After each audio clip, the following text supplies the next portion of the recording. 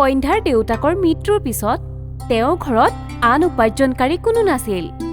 মা, মই চাকৰি এটাকে কৰোঁ নেকি? তোৰতো লিখা পঢ়াও নাই, তই চাকৰি ক'ত কৰিবি? মা, মই যি কাম পাওঁ তাকে কৰি ল'ম। চাফ চিকুণ হ'লেও কৰিম। দেখা যাব, প্ৰথমে কামটোতো বিচাৰ। সন্ধ্যাই কাম বিচাৰি বজাৰত ঘূৰিবলৈ ল'লে। বাইদেউ, আপোনাৰ ওচৰত কিবা কাম আছে নেকি? নাই। বজাৰত ঘূৰি ঘূৰি সন্ধ্যাই এখন বিউটি পাৰ্লাৰ পালে। বাইদেউ, আপোনাৰ ওচৰত কিবা কাম আছে নেকি? কি কাম কৰিব পাৰিবা তুমি মাজনী? যিকোনো সৰু সুৰা কাম, চাফ চিকুণ কৰা। এতিয়া তোমাৰ বয়স কম, তুমি নতুন কাম শিকিব পাৰা। ঠিক আছে, তুমি কাইলৈ মোৰ তালৈ কাম কৰিবলৈ আহি যাবা। আৰম্ভণিতে তুমি চাফাই কামবোৰ কৰিবা আৰু লাহে লাহে পাৰ্লাৰৰ কামবিলাকো শিকি ল'বা। ধন্যবাদ বাইদেউ, আপোনাক বহুত বহুত ধন্যবাদ। সন্ধ্যাই কাম বিচাৰি পাই গৈছিল, সেইকাৰণে তাই বৰ সুখী আছিল। ঘৰ আহি সকলো কথা তাই মাকক ক'লে। ভাল কথা, তই কাম বিচাৰি পালি। এতিয়া যিয়ে নহওক আমিতো খোৱাৰ কথা চিন্তা কৰিব নালাগে। মা। পাছদিনা সন্ধ্যা পাৰ্লাৰলৈ গ'ল। প্ৰথমে পাৰ্লাৰখন চফা কৰিলে আৰু তাৰ পিছত বহি চাবলৈ ধৰিলে চিক্সাই কেনেকৈ কাম কৰে। সন্ধ্যা, ষ্টিমাৰটো অন কৰি দিয়া। হয় বাইদেউ। চিক্সাই সন্ধ্যাক সৰু সৰু কাম কৰিবলৈ দিলে। কিছুদিনৰ পিছত চিক্সাই সন্ধ্যাক কাম শিকাবলৈ ল'লে। এইটো ষ্ট্ৰেটনাৰ হয়, ইয়াক এনেকৈ ধৰা হয় আৰু ইয়াৰ উষ্ণতা কমৰ পৰা মধ্যমতে ৰাখিবা। বেছি হ'লে চুলি জ্বলি যাব। হ'ব বাইদেউ। সন্ধ্যাই সোনকালেই কাম শিকিবলৈ ল'লে।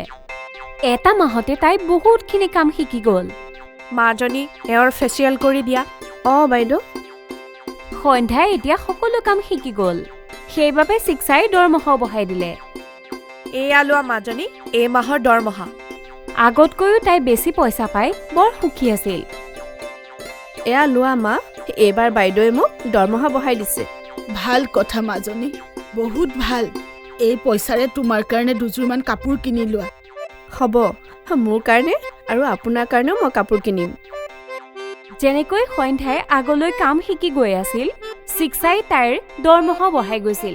সন্ধ্যায়ো এই কামটোত বৰ সুখী আছিল। তেনেকৈ 2 বছৰ গুচি গ'ল।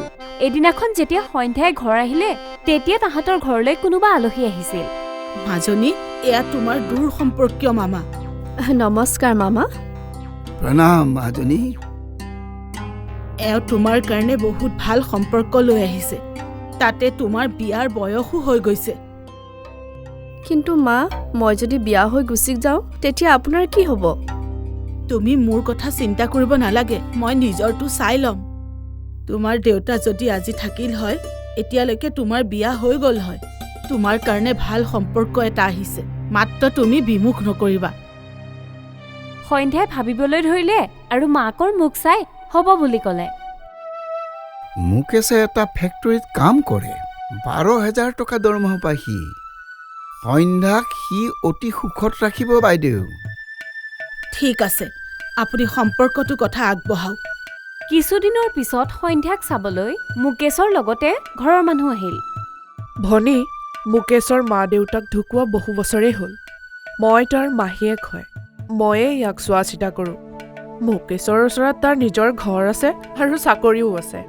আপোনাৰ যদি ভাল লাগিছে তেন্তে দিন-বাৰ চাওঁ। আমি সন্মত আছোঁ। সকলো সুখী আছিল। মুকেশ আৰু সন্ধ্যাৰ বিয়াৰ দিন-বাৰ লৈছিল। কিছুদিনৰ পিছত দুয়োজনৰে বিয়া হৈ গ'ল। আৰম্ভণিতে সকলো ঠিক আছিল। মুকেশে সন্ধ্যাক বৰ মৰমেৰে ৰাখিছিল। আজি আপোনাৰ কাৰণে কি বনাম?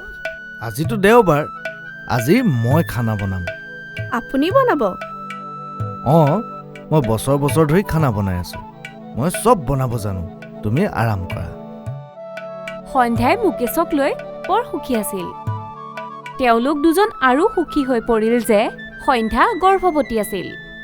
কিছু মাহ এনেকৈ গ'ল আৰু এদিন মুকেশে নিচা সেৱন কৰি ঘৰলৈ আহিল।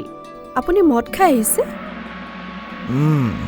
আজি মোৰ বন্ধুৰ বাৰ্থডে আছিলে, সি অকণমান খুৱাই দিলে। মুকেশে নিচা সেৱন কৰাটো সন্ধ্যাই ভাল পোৱা নাছিল আৰু এইটো সদায় হ'বলৈ ধৰিলে।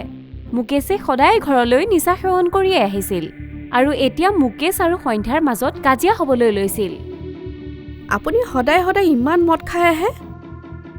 মই নিজৰ পইচাৰে খাওঁ, তই কোন মোক ক'বলে? মুকেশে খঙতে সন্ধ্যাৰ গালত চৰ মাৰি দিলে। সন্ধ্যা গৰ্ভৱতী আছিল, কিন্তু মুকেশে সদায় তাইক মাৰিবলৈ ল'লে।